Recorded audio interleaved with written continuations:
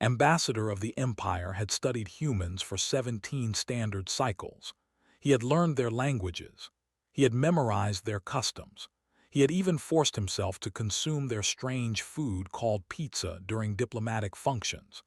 Yet nothing in all his research could have prepared him for what he witnessed on the day the Nexus Station began to fall apart. The Nexus Station was a marvel of galactic cooperation. It floated in neutral space, serving as a meeting point for 37 different species. Thousands of diplomats, traders, and travelers moved through its corridors every day. They had their own section, as did the insect-like, the aquatic, and of course, the humans. Everyone stayed in their own areas. Everyone looked after their own kind. That was the natural order of things. Had been reviewing trade documents in his quarters when the first explosion rocked the station. Alarms screamed through the halls. Red emergency lights painted everything in the color of danger. The station's artificial voice announced that a reactor failure had caused massive structural damage to the lower sections. Evacuation protocols were in effect. Gathered his belongings and made his way toward the evacuation shuttles. His people moved in orderly lines, just as they had been trained. Every knew their assigned shuttle. Every knew their place in the hierarchy. The elderly and the important went first. The young and the expendable waited their turn. As he walked through the central corridor, noticed something strange. The humans were not going to their own evacuation zone. They were running in the opposite direction, toward the damaged sections, toward the danger. He stopped a human security officer who was sprinting past him. The man's name tag read Officer James. His face was covered in sweat and his breathing was heavy, but his eyes were sharp and focused. "What are you doing?" asked. "The evacuation shuttles are in the other direction."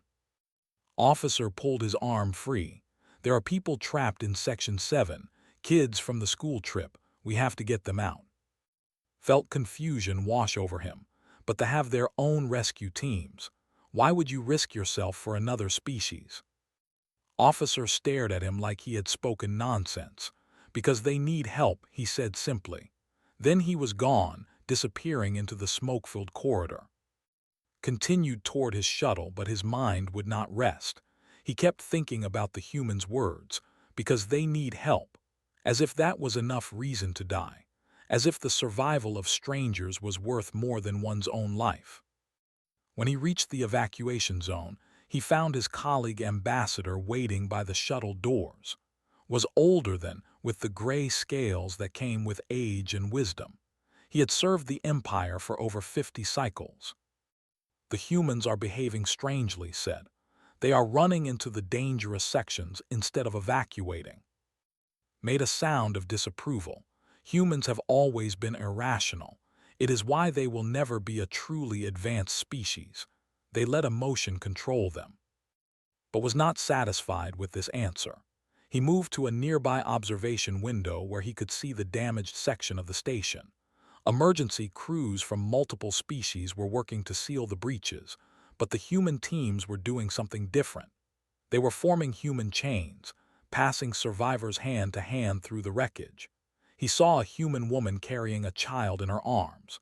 There were beings with sharp edges and toxic skin secretions. Touching them without protective gear could cause severe chemical burns. Yet the woman held the child close to her chest, her bare hands already turning red from the contact. Another explosion rocked the station. A section of ceiling collapsed in the corridor where the human rescue teams were working. Through the window, watched as a human man pushed two teenagers out of the way. The debris fell on him instead. His legs were crushed. He screamed in pain, but then he looked at them and smiled. He smiled at them. Then he pointed toward the evacuation route and told them to run. Felt something cold move through his body. It was a feeling he did not recognize. Sacrifice existed only within family units. A parent might die for a child. A soldier might die for a superior officer. But these were transactions. They were debts being paid. The parent had invested resources in the child. The soldier owed loyalty to the officer who commanded him. Everything had a logic. Everything had a reason. But this human had never met those before. He had no debt to them. He had no investment in their survival. His sacrifice made no sense. The station shook again. Warning lights flickered and died. Heard the artificial voice announce that life support was failing in multiple sections. He should have boarded his shuttle. He should have saved himself. That was the rational choice. Instead, he found himself walking toward the observation deck where other alien diplomats had gathered to watch the evacuation. Ambassador of the collective was there, his compound eyes reflecting dozens of images at once. So was Ambassador of the Deep Councils, her gills fluttering with distress as she watched her people being rescued. "Look at them," said, his voice clicking with each word. "The humans are dying for our children. My people have killed humans before. We have eaten their livestock. We have raided their colonies, and still they save our young." Shook her large head slowly. "We always considered humans to be primitive. Their technology is crude. They are short. Their bodies are fragile. We thought they were weak." Through the window, they watched as a human firefighter entered a burning section without protective gear. The flames licked at his skin. His uniform caught fire, but he kept moving forward, pulling an elder from the wreckage. When he emerged, his body was covered in burns. He collapsed, but other humans rushed to take his place. A young human doctor had set up a medical station right in the danger zone. She was treating injured aliens from every species, using medicines that had not been tested on non-humans. She was guessing at dosages. She was taking risks that could kill her patients or herself. But she kept working, her hands steady even as the station crumbled around her. Ambassador had joined the observation deck. His gray scales had turned pale with shock. "This is madness," he whispered. "They are wasting themselves. For what? For strangers. For beings who might be their enemies tomorrow." Thought about this question for a long moment. Then he said something that surprised even himself. "Perhaps that is exactly why they do it. Perhaps they understand something we do not." "What could primitives understand that we have missed?" demanded. Before could answer, they watched as the final evacuation shuttle for humans prepared to leave. It was already full, packed with aliens from a dozen different species. But there were still humans on the station. A group of them stood on the platform, watching the shuttle doors close. One human, an elderly woman with white hair, waved at the shuttle. She was smiling. She knew she would not survive. She had given her seat to a young child who had been separated from his family. Recognized the child. It was the son of a minor bureaucrat in his own embassy. A child who was not important by standards. A child who should have been last in the evacuation order, not first. "Why?" asked, his voice barely a whisper. "Why would she do this?" The shuttle departed. The old woman watched it go. Then she turned and went back into the station to help with the remaining evacuations. She knew she would die. She went anyway. 3 hours later, the Nexus station was gone. It broke apart and scattered into the void like dust in the wind. 712 beings died that day. 430 of them were human. They had made up only 15% of the station's population, but they accounted for over 60% of the deaths. Not because they were weak, not because they were slow, but because they had chosen to stay behind. They had chosen to die so that others might live. In the weeks that followed, the diplomatic community struggled to understand what they had witnessed. Reports were written. Studies were conducted. Psychologists and sociologists from 100 worlds tried to explain the human behavior.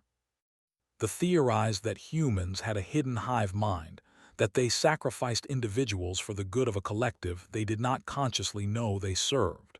But this was proven false. Each human had acted independently. Each human had made their own choice.